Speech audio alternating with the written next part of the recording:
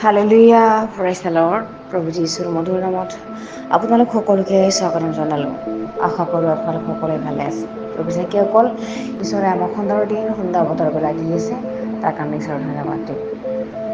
আহক আজিৰ দিনটোৰ শুভযাত্ৰা হ'বৰ কাৰণে, মংগল হ'বৰ কাৰণে ঈশ্বৰৰ বাক্য আমি চাওঁ। আৰম্ভণিতে আজি বাক্য আমি লৈছোঁ যিচয়া 58 অধ্যায়ৰ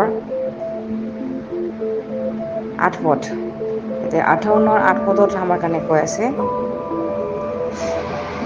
ইয়াকে কৰিলে অৰুণোদয়ৰ দৰে তোমাৰ দীপ্তি মেঘে ফালি ওলাব আৰু তোমাৰ আৰোগ্যতা শীঘ্ৰে গজি ওলাব আৰু তোমাৰ ধাৰ্মিকতা তোমাৰ আগত যাওঁতা আৰু জিভৰ গৌৰৱ তোমাৰ পাছত যাওঁতা হ'ব।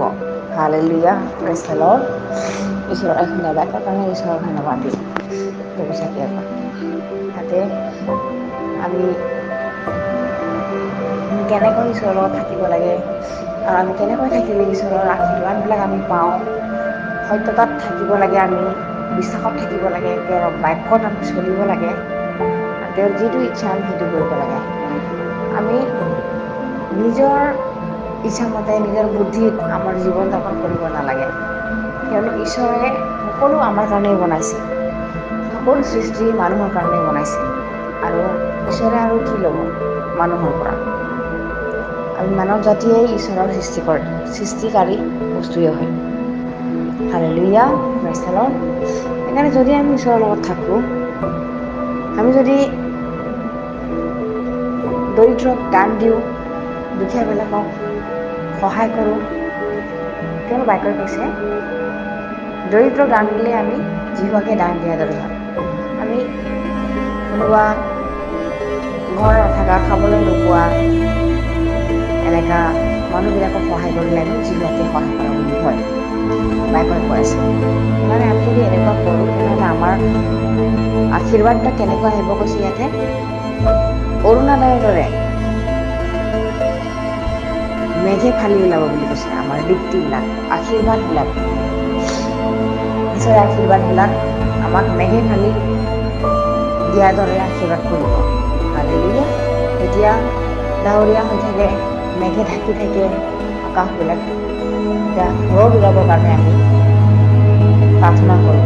যেতিয়া মেঘ ফালি ৰ'দ ওলাই, সূৰ্যই নিজকে দেখুৱাই আৰু পৃথিৱীত সূৰ্যৰ পোহৰ পৰে, তেতিয়া মানুহ জাতিৰ সকলোকে ভাল লাগে। ঠিক তেনেকৈ আমাৰ জীৱনত, আমাৰ অন্ধকাৰ জীৱনত, বিপদৰ সমস্যাৰ জীৱনত যেতিয়া মেঘে ফালি, যেতিয়া আমাৰ বিপদবিলাক ঈশ্বৰে গুচাই পেলাই আমাৰ পৰা দূৰ কৰি, যেতিয়া তেওঁৰ আশীৰ্বাদটো আমাক দিয়ে স্বৰ্গৰ দুৱাৰৰ পৰা, তেতিয়া আমাৰ কেনেকুৱা এটা আনন্দ লাগে। ঠিক তেনেকৈ আমাৰ আৰোগ্যবিলাকো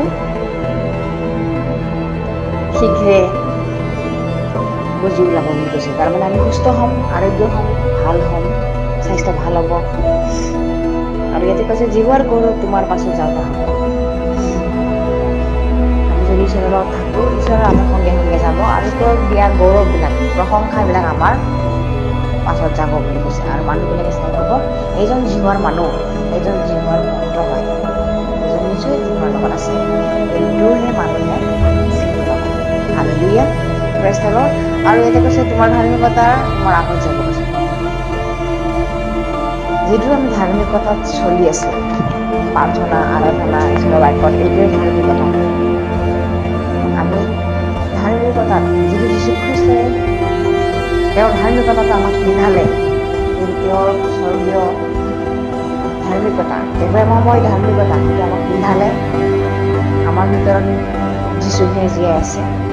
সেইকাৰণে আমি সকলোৱে খ্ৰীষ্টক লোৱাৰ সকলে আমি যীশুখ্ৰীষ্টৰ ধাৰ্মিকতাটো পিন্ধিলোঁ। সেইকাৰণে আমি যদি তেওঁৰ আজ্ঞাৰ মতে চলোঁ, তেনেহ'লে তেওঁৰ ধাৰ্মিকতাটো আমাৰ আগত যাব আৰু তেওঁৰ এইটো গৌৰৱ আমাৰ পাছত যাব, যদিহে আমি ঈশ্বৰৰ লগত থাকোঁ। আৰু অৰুণোদয়ৰ দৰে ৰাতিপুৱা যেতিয়া বেলি ওলায়, ৰাতিটো অন্ধকাৰময় যোৱাৰ পাছত ৰাতিৰ পৰা বেলি ওলায়, অৰুণোদয়ৰ দৰে ধুনীয়াকৈ ধুনীয়া কৰি শান্তিদায়ক। ঠিক তেনেকৈ আমাৰ জীৱনত বিপদ বিঘিনিবিলাক, সমস্যাবিলাক গুচি যোৱাৰ পাছত এটা ৰাতিৰ নিচিনা হয়। এই সমস্যাবিলাক এটা ৰাতিৰ নিচিনা হয়, আৰু সদায় এটা ৰাতি যোৱাৰ পাছত সদায় এটা ৰাতিপুৱা আহে। ঠিক তেনেকৈ বিপদ বিঘিনি মানুহৰ জীৱনত আহিলেও থাকিলেও যিহু আৰু বিশ্বাসী জনক একো কৰিব নোৱাৰে। আৰু সেই বিপদ বিঘিনিবিলাক সকলোবোৰ দূৰ হ'ব, জিহুৱাই আমাক সহায় কৰিব